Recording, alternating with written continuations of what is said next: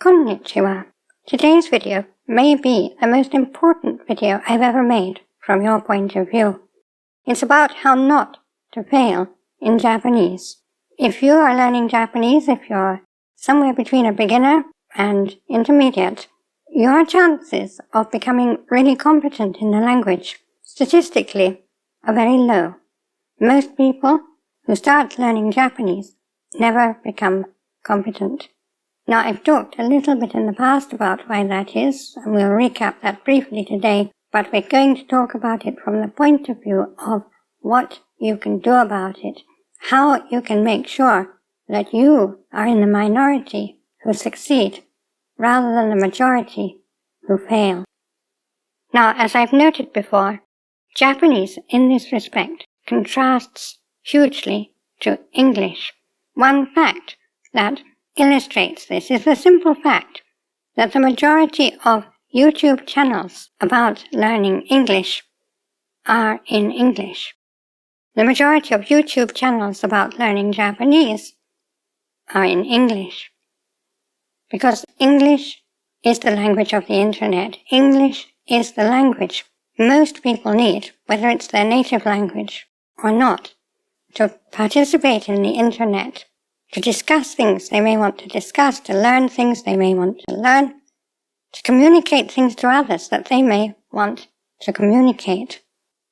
So while there are hundreds of thousands of competent, non-native English users all over the internet using English every day, there are very few competent, non-native Japanese users outside of Japan, and even inside of Japan, many foreigners get by mostly by using English.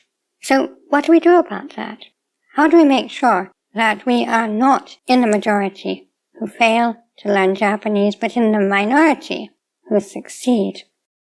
Most of the ways of learning Japanese that are promoted online actually help to keep us in the majority. And this isn't obviously because they're trying to do that. It's because they haven't found ways of challenging the fundamental problem. Even the majority of people who promote immersion as the right way to learn Japanese, and they're right, that is the right way to learn Japanese, tend to adopt a strange perfectionist attitude to the language. The idea is that you try to make your Japanese very, very good. You try to get your pronunciation so perfect that nobody could tell you weren't a native speaker. You try never, ever, ever to make a mistake, because mistakes are just fatal. Now, this contrasts hugely with English users on the internet. Many of the most successful English users on the internet who are not natives, on YouTube and elsewhere, their English is not without a foreign accent. You can tell that they're not native English speakers the minute they open their mouth. They make mistakes sometimes. They may use strange English sometimes. Who cares? Do they care? Do you care? Do their fans care? Nobody cares, because what they're interested in is what they're communicating in English. Not whether their English is terribly, terribly good, because for them, English is not about English. English is about what they're doing in English. English isn't an achievement, a competitive sport, a party trick, or art for art's sake. It's a means of communicating, it's a means of receiving information, of giving information, of creating, of enjoying, of consuming content. And that's the fundamental difference. If we are spending our time pursuing the essentially unimportant aim of, say, getting our pitch accent exactly right, all we're doing is delaying fluency. Now, fluency doesn't mean being completely competent in a language. Fluency is a stage toward competence, and what it means is flowing. Fluency means flowing. We become fluent when we don't have to think about half the words we're saying. We can just speak them freely because they're second nature. And the more we give ourselves to learn about each word, when as well as remembering its meaning and its pronunciation and its kanji, we're also trying to remember its pitch accent, and we're also desperately worried about making even a tiny mistake, because mistakes are fatal. then all we're doing is giving ourselves more to worry about, more to learn, and delaying fluency. Is this the reason that non-native speakers of Japanese have such difficulty and so few of them become competent? No, it isn't. In fact, it's the other way around. It's precisely because Japanese is seen as something we do for its own sake, as opposed to something we do for the sake of the content, for the sake of what we're actually doing with Japanese, that this art for art's sake school of Japanese has gained such influence. It's not the problem, but it's not the solution to the problem, and it just makes the problem worse. So the problem fundamentally is that people need English, and most of what they want to do is in English. If they want to watch something, it's going to be in English. It's not usually in Croatian. It's often not even in French. If they want to discuss things, especially if they're a bit off the mainstream somewhere on the internet, they need English. English is something they need in order to function in the way they want to function. Japanese, generally speaking, doesn't apply that pressure, doesn't involve that necessity. And to learn a language like Japanese, you need either to love it or to need it. So the thing to start with is taking a look at yourself and deciding why it is that you are in fact trying to learn Japanese. What do you want? What's your dream? What's your goal? Your goal may be to speak perfect Tokyo pitch Japanese so that nobody can tell you for a native. And if that's the case, well, there's the door. There are plenty of places that'll teach you about that. This channel is designed for a particular sort of person. Now, whatever kind of Japanese learner you are, I think my structure course can help you enormously. It's going to help you to understand the structure of Japanese, and everybody needs to know that, and nobody else is teaching it. However, I'm under no illusions. Structure in itself is not going to make you competent at Japanese. It's just a very, very important tool to help you get there faster, more efficiently, and more accurately. The only thing that's going to make you competent in Japanese is immersion. That's what these users of English have, because they're using English every day. They're consuming it, they're producing it, they're discussing things in it, they're using it, and they need it. And that's why they become good at it.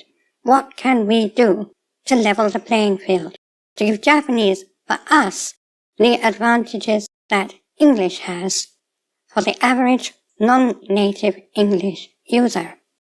Now, one thing I've talked about in my main video on immersion, but I want to reiterate this seriously here, is that we should be ring-fencing areas of our life that are dedicated to Japanese. So it might be games, it might be anime, it might be novels, it might be all of those things, but whatever you've ring-fenced, that is a Japanese-only area.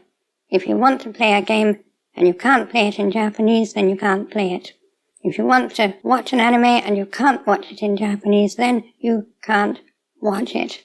So you have to, you've got that compulsion that you've got to try and struggle your way into understanding it in Japanese.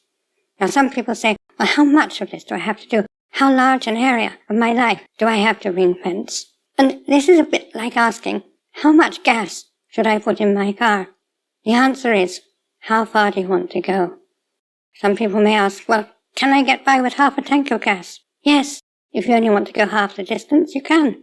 It's as simple as that. It's an equation. So the first thing is to take this ring fencing seriously. Now, some people may say, well, isn't this a bit artificial?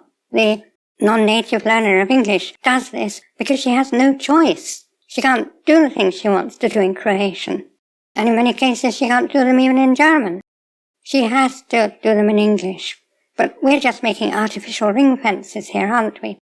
And my answer to that is no, we aren't.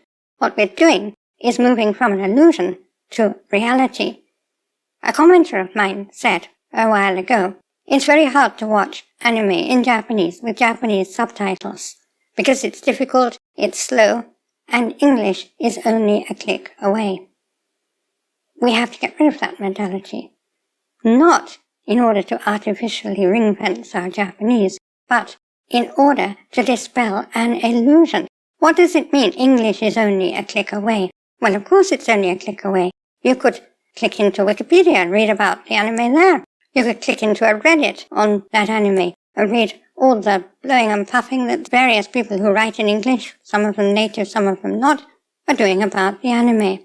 Of course, that isn't what my commenter meant. My commenter meant that the English subtitles are only a click away, but there lies the illusion. The English subtitles don't give you the anime in English. They give you an English parody of what the characters said. If they're speaking at all naturally, if they're using natural English rather than strange Japaneseified English, then they are speaking like natural Americans or whatever. They're not speaking like the original characters. Now, depending on how clever the subtitle writer is, they may be able to come up with a good American version of the character. But that's an art, it's not a science. If you see a famous Japanese book translated by 3 translators, you'll have 3 completely different translations. There can be whole paragraphs that don't have a single English word in common, because you can't really translate Japanese into English. All you can do is try to give a general idea of what's being said. So, no, English is not a click away, if by that you mean you could watch the anime in English. You couldn't watch the anime in English. If you're content to watch the English parody of an anime, why are you learning Japanese in the first place? What is your aim in learning Japanese? What do you want? But if what you want is to watch the anime as it actually is, there's only one way to do it, in Japanese. The ring fence isn't really artificial. When we say if you want to watch an anime and you can't do it in Japanese, then you can't do it. That isn't, in fact, an artificial ring fence. It's a reality. It's just that until you know some Japanese, you don't have the opportunity of seeing the anime at all. You only have the opportunity of seeing the English parody. So, once you've got that idea clear in your head, you've started to bring about the psychological conditions in which Japanese is on a level playing field with English for foreign language speakers. You actually need Japanese. Now, there are other things you can be doing. You can be moving towards massive reading, and the Tadoku contest, which I've talked about before, is a very good way of raising your massive reading. So I'll put a link about that above my head and in the comments below. Now, you may be a more extroverted person. You may want to be interacting with people. Your main way of interacting with language may be interacting with people. If so, I've made a video about doing this in virtual reality, which is open to just about everybody. And in times where social interaction on a physical level is restricted, this is a wonderful way to get into Japanese interaction. But the point I want to make here, I mentioned it briefly in the video, but when we're talking about leveling the playing field, getting out of the majority who fail into the minority who succeed, I'm going to reiterate this point again because it's absolutely crucial. If you make a virtual chat account for learning Japanese, you must be absolutely strict about not using English. People go in there to learn Japanese, and often the first thing they ask in Japanese when they're speaking to a Japanese person, or perhaps a Korean who speaks Japanese, is, "Chotto eigo ga dekimasu ka?" Do you know a bit of English? Or someone will talk in English and they'll just join in just for that little time. Or they're going with a friend and spend half the time talking in English with an English-speaking friend about talking to people in Japanese. None of this has anything to do with Japanese immersion. You need to make an account which is strictly Japanese. If people are speaking English in the room, leave the room. If some people are speaking Japanese and some people are speaking English, mute the people speaking English. If someone addresses you in English, don't reply in English. Look blank, or explain that you don't use English, or whatever you want to do. But for you, VR chat has to be an environment in which Japanese is the only language. Fortunately, provided you are rigorous about avoiding English language groups or half English language groups, you will in fact find various groups, not necessarily all Japanese, but groups where the lingua franca is Japanese. some of them may be Korean, some of them may be Chinese, some of them may be Americans. But because most of them don't speak English, and all of them speak Japanese, the language of conversation has to be Japanese. This essentially is what happens with non-native speakers of English. They find themselves in that kind of position all the time. You have to be a bit more disciplined. You have to have an iron rule that you are not going to get drawn into the gravitational pull of English.